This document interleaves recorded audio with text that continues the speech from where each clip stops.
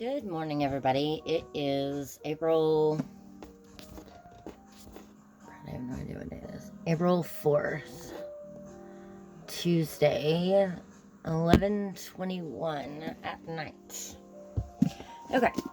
This is part 9 of Daniel Steals the Cottage.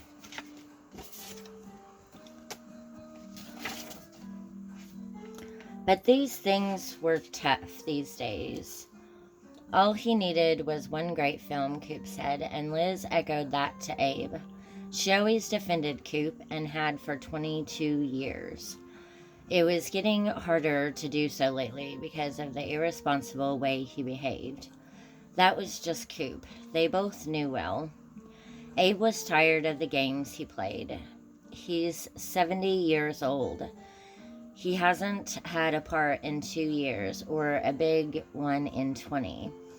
If he did more commercials, it would help. But it still won't be enough. We can't do this anymore, Liz. If he doesn't clean this mess up soon, he's going to wind up in jail. Liz had been using credit cards to pay credit cards for over a year, as Abe knew, and it drove him insane. There were other bills that didn't get paid at all, but the idea of Coop in jail was absurd.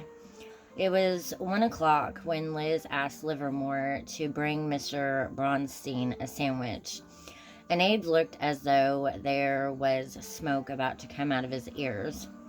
He was furious with Coop, and only his devotion to his job kept him sitting there. He was determined to do what he had come to do, with or without Coop's help. He couldn't help wondering how Liz had stood him for all these years. He had always suspected they had an affair, and would have been surprised to learn that wasn't the case.